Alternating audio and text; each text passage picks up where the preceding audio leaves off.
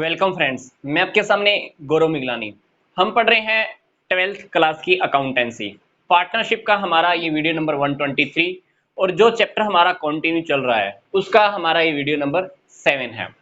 इस वीडियो के अंदर हम डिस्कस करने जा रहे हैं accounting treatment of goodwill at the time of retirement और डेथ ऑफ ए पार्टनर। जब किसी पार्टनर की रिटायरमेंट होती है या डेथ होती है तो उसके जाने के टाइम पर हम गुडविल की कैलकुलेशन कैसे करते हैं। सिंपल सी बात, मान लीजिए कोई पार्टनर फर्म में 20 साल तक उसने ऐसे पार्टनर काम किया, 20 साल तक उसने ईमानदारी से काम किया, लोगों से पब्लिक डीलिंग की, अपनी ही फर्म के लिए मार्केटिंग भी की, पब्लिक रिलेशन भी अच्छे रहे होंगे। तो आपको क्या लगता है कि जब उस पार्टनर की रिटायरमेंट हो रही है या उस पार्टनर की मान लो डेथ हो जाती है तो क्या उसके एग्जीक्यूटर को उसके नाम का, उसके नाम की वजह से, उसकी गुडविल की वजह से हमको कुछ अमाउंट देना चाहिए या नहीं देना चाहिए? बिल्कुल देना चाहिए। कि इसलिए रिटायरमेंट या किसी पार्टनर की डेथ के टाइम पर हमको, मतलब बाकी के जो पार्टनर बच जाते हैं उसको, उनको क्या करना होता है, जो पार्टनर रिटायर होकर जा रहा है उसको गुडविल का अमाउंट पे करना होता है। फॉर एग्जाम्पल मैं आपसे क्या बोल रहा हूं, मान लीजिए कि 3 पार्टनर है, ये मान लीजिए कि 3 पार्टनर है ए बी सी। अब सी की रिटायरमेंट हो रही है। सी ने क्या किया, 20 साल तक फर्म के लिए काम किया। अब सी ने 20 साल तक फर्म के लिए काम किया, पब्लिक रिलेशन बहुत अच्छे हैं। अब सी की रिटायरमेंट हो रही है, सी तो चला जाएगा इन फ्यूचर। अब ये सोचने वाली बात है कि इन फ्यूचर सी के रिलेशन क्या इस फर्म में डिमांड करने के लिए, प्रोडक्ट खरीदने के लिए, सर्विस लेने के लिए आएंगे कि नहीं आएंगे? बिल्कुल आने वाले हैं। सी तो चला जाएगा पर उसका जो नाम कमाया हुआ है, उसकी जो ऑनेस्टी है, उसका फायदा पीछे से रह गए बाकी के 2 पार्टनर्स को होने वाला है। अब फ्यूचर में जब इन दोनों पार्टनर्स को प्रॉफिट होगा तो क्या ये वाला पार्टनर क्या प्रॉफिट मांगने आएगा? क्या मुझे प्रॉफिट में हिस्सा दो? नहीं, क्योंकि ये पार्टनर तो रिटायर होके जा चुका होगा, अब इसका प्रॉफिट में कोई हिस्सा नहीं रह जाएगा। इसलिए बाकी के बचे हुए पार्टनर्स का ड्यूटी बनता है कि क्योंकि ये रिटायर होने वाले पार्टनर का गुडविल का फायदा लेने वाले हैं इन फ्यूचर में, इसके नाम की वजह से ही इन पार्टनर्स को इन फ्यूचर में बहुत बेनिफिट होने वाला है और ये वाला पार्टनर इन फ्यूचर में कोई प्रॉफिट में से हिस्सा मांगने के लिए नहीं आने वाला। इसलिए ए और बी क्या करेंगे, सी को रिटायरमेंट के टाइम पर गुडविल का एक अमाउंट पे करेंगे। अब गुडविल का अमाउंट कैसे होगा, गुडविल की कैलकुलेशन कैसे होगी, वो इन पार्टनर्स के बीच में जो एग्रीमेंट होगा वो एग्रीमेंट के ऊपर डिपेंड होगा कि हम पूरी फर्म की गुडविल को क्या मानकर चलें। मैं आपको फिर से रिपीट कर रहा हूं, फर्म की गुडविल की कैलकुलेशन डिपेंड करता है इन पार्टनर्स के बीच में क्या एग्रीमेंट होता है, वो क्या बात डिसाइड करते हैं कि हमने फर्म की गुडविल कैसे डिसाइड करनी है। मैं आपको एक टॉपिक फिर से रिपीट कर रहा हूं जो पीछे वाली वीडियो में मैंने आपको काफी बार बताया है। अकाउंटिंग स्टैंडर्ड 26 के अकॉर्डिंग कोई भी फर्म उस गुडविल को, जो गुडविल हम वैल्यूड करते हैं, आप फर्म की बुक्स में शो नहीं कर सकते हो। अकाउंटिंग स्टैंडर्ड 26 कहता है कि आप बुक्स के अंदर सिर्फ वही गुडविल शो कर सकते हो जिस गुडविल को आपने कहीं से परचेज किया है। मतलब जिस गुडविल के बदले में आपने अमाउंट पे किया है उस गुडविल को तो आप बुक्स में शो कर सकते हो, पर अगर कोई गुडविल की कैलकुलेशन पार्टनर्स ने आपस में एग्रीमेंट करके डिसाइड किया कि अरे हमारा तो फर्म का गुडविल इतने अमाउंट का होना चाहिए या इतना है, आप उस गुडविल को कभी भी बुक्स में शो नहीं करा सकते हो। अकाउंटिंग स्टैंडर्ड 26 बिल्कुल स्ट्रिक्ट है इस बात के लिए कि परचेज की हुई गुडविल को आप बुक्स में शो कर सकते हो, पर गुडविल की वैल्यूएशन करते हो, आपस में एग्रीमेंट कर लेते हो, अच्छा फर्म की गुडविल हमारी इतनी है, आप उस गुडविल को कभी भी बुक्स में शो नहीं कर सकते हो। ठीक है, तो अब हम बात कर लेते हैं कि अकाउंटिंग ट्रीटमेंट कैसे होने वाली है जब कोई पार्टनर फर्म से रिटायर होगा या कोई पार्टनर की फर्म से मान लो डेथ हो जाती है। सिंपल सी बात, हमको उसको गुडविल का अमाउंट पे करना होगा। कौन पे करेगा? बाकी के जो पार्टनर बच जाएंगे जिसको गेन होने वाला है। तो जिस पार्टनर को गेन होगा उसका हम कैपिटल अकाउंट डेबिट कर देंगे, टू क्रेडिट करेंगे किस पार्टनर को, जिस पार्टनर की रिटायरमेंट हो रही है उस पार्टनर को हम क्रेडिट कर देते हैं। तो ये जो अकाउंटिंग ट्रीटमेंट जो जर्नल एंट्री में बता रहा हूं, 2 क्वेश्चन है बिल्कुल सिंपल, इन क्वेश्चंस की हेल्प से हमारा क्वेश्चन भी सोल्व हो जाएगा, हमारी जर्नल एंट्री का टॉपिक भी आप इसी के थ्रू समझ जाएंगे। तो हम पहला क्वेश्चन एक बार देख लेते हैं। ए बी सी तीन पार्टनर है, ओल्ड रेशो क्या है हमको पता नहीं है। सी फर्म से रिटायर हो जाता है, सी के रिटायरमेंट के टाइम पर ए बी सी तीनों ने मिलकर गुडविल की वैल्यूएशन की।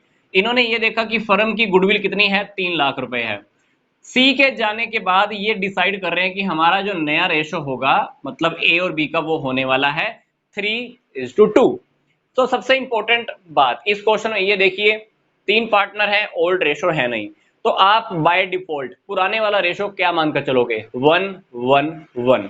तो अल्टीमेटली इनका पुराना रेशो ओल्ड क्या हो गया, 1:1:1। तो इस क्वेश्चन में हम क्या करते हैं, सबसे पहले गेनिंग रेशो निकाल लेते हैं। गेनिंग रेशो निकल जाएगा तो उसके बाद आपकी जर्नल एंट्री भी हो जाएगी। ठीक है, तो सबसे पहले हम गेनिंग रेशो निकाल लेते हैं। गेनिंग रेशो निकालने का हमारा फॉर्मूला क्या होता है, new ratio minus old ratio. तो हम सबसे पहले ए का न्यू रेशो निकाल लेते हैं। ए का न्यू रेशो देखो क्या है, 3/5। ए का ओल्ड रेशो क्या है, 1/3। तो आप यहां पे ए का भी गेनिंग रेशो निकाल लीजिए, 4/15। इसी तरह से ही बी की आप कैलकुलेशन कर लीजिए। बी का नया रेशो देखो कितना है, 2/5। बी का ओल्ड कितना है, 1/3। तो यहां पे इसका भी आप एलसीएम लेके, ये आ गया 115। इसका मतलब है कि ए और बी ने जो गेन किया है वो किया है 4:1 के अंदर, क्योंकि इसका क्या आ गया 4, इसका क्या आ गया 1, नीचे दोनों वैल्यू सेम है, इसलिए मैंने क्या किया 4:1 ही लिख दिया। मतलब ए और बी ने किस रेशो में गेन किया है, 4:1। जैसे ही सी की रिटायरमेंट हुई इन्होंने रेशो चेंज किया। रेशो की चेंज होने की वजह से क्या होगा, अभी सी तो पार्टनर है, फर्म को छोड़कर जा रहा है, सी का छोड़ा हुआ हिस्सा ए और बी को गेन हो गया है, किस रेशो में, 4:1 में। तो जिस हिस्से में ए और बी को भी गेन हुआ है उसी के अकॉर्डिंग ए और बी सी को गुडविल का अमाउंट पे करने वाले हैं। तो देख लेते हैं कि गुडविल का अमाउंट ए और बी कैसे पे करेंगे। फर्म की गुडविल कितनी है, 3 लाख। तो 3 लाख का ए कितना देगा, 4/5। पहले तो हम ये देख लेते हैं कि इसको अमाउंट कितना मिलना चाहिए, 1/3, 1 लाख। तो हमने क्या करना है, पहले सी का पूरी फर्म में गुडविल का हिस्सा देखो, 3 लाख के अकॉर्डिंग सी का हिस्सा है 1/3, तो सी का हिस्सा बन गया 1 लाख, 1 लाख बन गया। अब सी का 1 लाख बना, सी को हमने 1 लाख पे करने हैं, ये कौन पे करेगा, ए और बी पे करेंगे। कौन से रेशो में पे करेंगे, 4:1 में। तो सी को 1 लाख रुपए देने हैं, ए और बी पे करेंगे 4:1 में। तो 1 लाख का ए कितना देगा, 4/5। ठीक है, ये 1 लाख है, और बी कितना देगा, 1 लाख का 1/5। तो यहां पर इसका आ जाएगा 80,000 और बी ने देने हैं 20,000।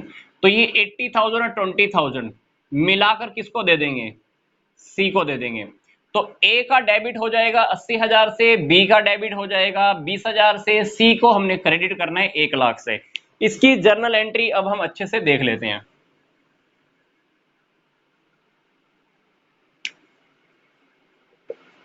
एज कैपिटल अकाउंट डेबिट,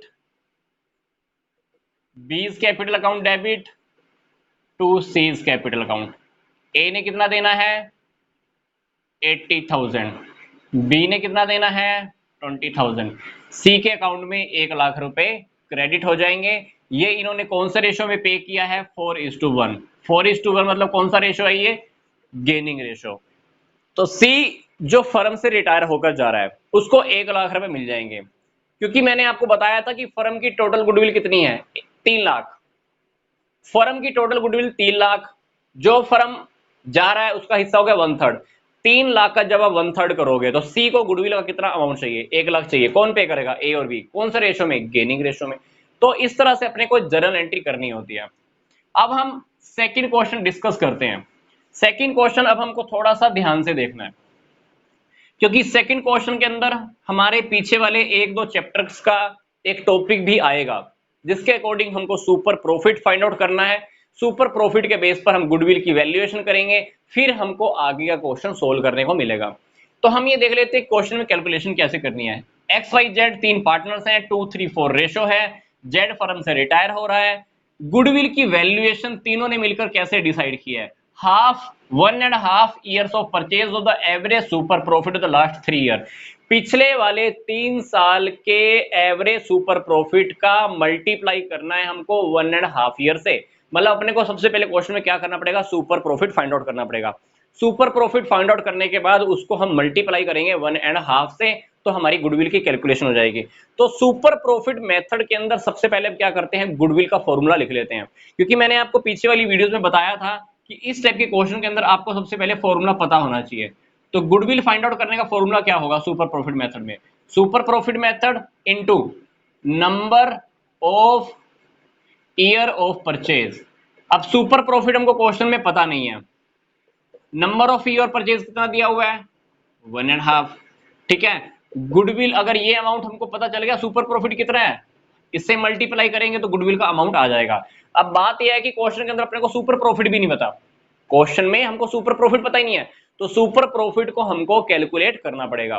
तो सुपर प्रॉफिट को निकालने का फॉर्मूला क्या होता है, ये देखो ध्यान से, actual profit minus normal profit. अब क्वेश्चन में देखो, एक्चुअल प्रॉफिट को हम रियलिटी में एवरेज प्रॉफिट भी बोलते हैं। क्वेश्चन में हमारे पास नॉर्मल प्रॉफिट दिया हुआ है, ये है 45,000। नॉर्मल प्रॉफिट हमारे पास है, एवरेज प्रॉफिट फिर भी हमारे पास नहीं है। अगर एवरेज प्रॉफिट हमारे पास होता, नॉर्मल प्रॉफिट हम वैसे भी फिट कर दे, क्वेश्चन में सुपर प्रॉफिट निकल आता, सुपर प्रॉफिट को यहां फिट करते हमारी गुडविल की कैलकुलेशन हो जाती। पर यहां पे भी हमारा क्वेश्चन कहां पे अटक गया? अगर हमारे पास ये वाला टॉपिक नहीं है, ये हमारा फिर से क्वेश्चन मार्क लग गया, क्योंकि ये वाला टॉपिक तो हमारे पास अवेलेबल है। अब बात आती है कि एवरेज प्रॉफिट कैसे निकालेंगे। सिंपल सी बात है, आप एवरेज प्रॉफिट निकाल लो, क्योंकि इन्होंने बोला है कि एवरेज प्रॉफिट के लिए आपके पास पिछले 3 सालों वाले के प्रॉफिट रखे हुए हैं, जिसका आपको एवरेज करना है। तो आप क्या करो, इन 3 सालों के प्रॉफिट को टोटल कर दीजिए। कितना है ये? 50,000, 55,000 प्लस 75,000। ठीक है, तो हम क्या करते हैं, इन तीनों सालों के प्रॉफिट की एवरेज कर देते हैं। कितने साल हैं? 3 से आप एवरेज कर दीजिए, तो ये आ गया 1,80,000। 1,80,000 को आप 3 से डिवाइड करोगे तो क्वेश्चन में हमारे पास एवरेज प्रॉफिट आ गया 60,000।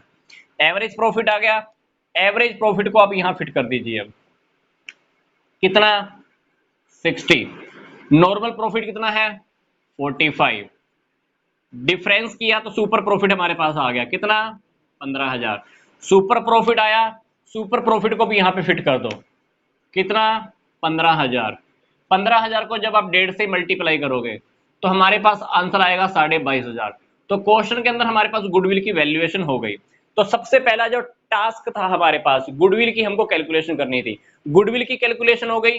मतलब पीछे वाले क्वेश्चन में क्या था? पीछे वाले क्वेश्चन में आपको गुडविल ये कैलकुलेट की कराई आपको पहले से मिली हुई थी।